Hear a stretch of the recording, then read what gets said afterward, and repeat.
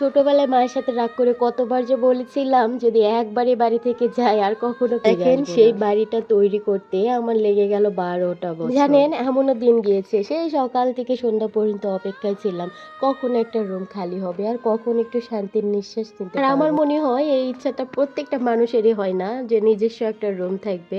আমিও তো তার ব্যতিক্রম না। হ্যালো এভরিওয়ান, আসসালামু আলাইকুম। অনেকক্ষণ ধরে বকবক করলাম, কি অবস্থা সবার, কেমন আছেন? আর আমার কণ্ঠটা শুনে তো নিশ্চয়ই বুঝতে পারছেন আমি একদমই ভালো নেই। আর আজকে ভয়েস ওভারটাও করতে চেয়েছিলাম না, কিন্তু আজকে এত আমার একটা এক্সাইটেড দিন। আমার স্বপ্নের বাড়ির আজকে জন্মদিন। আজকে 2 বছর হলো আজকের এই দিনেই কিন্তু আমরা আমাদের এই স্বপ্নের বাড়িতে উঠেছিলাম। তো যার কারণে কিছুতেই আমি এই দিনটা মিস করতে চাইলাম না। আর যেহেতু আজকে আমার বাড়ির জন্মদিন তার জন্য করে একটু স্পেশালভাবে ভিডিওটা তৈরি করেছি। সকাল সকাল মেয়েকে নিয়ে এই যে ছাদে চলে এসেছি, আর ছাদে মা মেয়ে অনেকক্ষণ সময় কাটালাম। আর কি যে ভালো লাগছে আবার খারাপও লাগছে। গতকাল রাত থেকে কিন্তু আমার মনটা প্রচুর খারাপ ছিল, সেই 12 বছর আগের কথাগুলো মনে করছি। আর কি যে খারাপ লাগছে আবার আনন্দও লাগছে যে কষ্টের পরেই তো সুখ আসে। আর এদিকে কিন্তু আমার মেয়েটা আমাকে খুশি করার জন্য এই যে ফুল ছিঁড়ে নিয়ে এসে আমার হাতে দিচ্ছে। তো আমি তাকে একটু বকাই দিলাম, ফুল কেন ছিঁড়ছো? তো বলছে ফুল নিয়ে থাকলে তবুও তোমার মনটা ভালো থাকবে। আর এদিকে কিন্তু গতকাল রাতে আপনাদের ভাইকে বলে দিয়েছি যেহেতু আজকে আমাদের বাড়ির জন্মদিন, যার জন্য তোমাকেও কিন্তু সবকিছু থেকে ছুটি নিতে হবে। আজকে একদম আমরা 3 জনে যেভাবে আমাদের বাড়িতে উঠেছিলাম সেইভাবে কিন্তু গোটা একটা দিন কাটাবো। আর যেহেতু আমাদের রায়ান সোনা আমাদের সাথে আছে, তো যার কারণে একটু স্পেশাল করে দিনটা কাটানোর জন্য তাকে বলেছি, আর সেও কিন্তু আমার সাথে রাজি হয়েছে।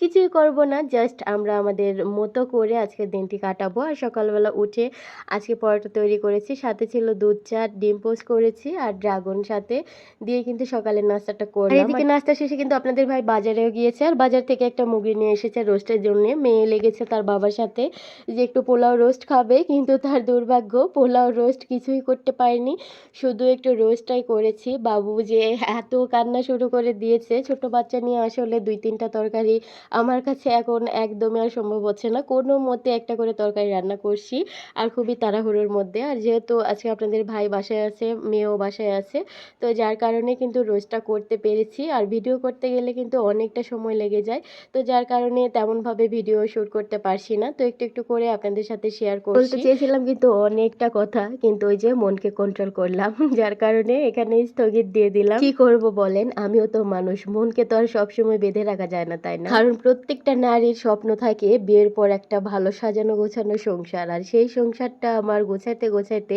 লেগে গেল 12টা বছর। আর এই 12টা বছর শুধু 12টা বছর না, দিনরাত অক্লান্ত পরিশ্রম করেছি স্বামী স্ত্রী মিলে। আর সেই পরিশ্রম দেখে দূরের মানুষগুলো বলেছিল যে না কিছু করতে পারবি তোরা। আর খুব কাছের লোকজন বলেছিল এইভাবে খেলে আর ঘুরে বেড়ালে সারা জীবন মানুষের বাড়ি ঘুরে বেড়াতে হবে। নিজের আত্মীয় স্বজন যখন কলিজার উপর পাড়া দিয়ে কথাগুলো বলবে আপনি তখন বুঝতে পারবেন যে কষ্ট। আর এই কষ্টটা শুধু এক যুগ না, হয়তো হাজারো যুগ গেলেও ভুলতে পারবো। আমি কতটা সফল হয়েছি জানি না, কিন্তু তাদেরকে মনে রাখবো সারাটি জীবন, কারণ তাদের সেদিনই সেই কথাগুলোর জন্যই আজকের এই দিনটা আমি পেয়েছি। তাদের কাছে শুধু একটাই রিকোয়েস্ট যে আমি যে সহ্য করেছি হয়তো আর কেউ সহ্য নাও করতে পারে।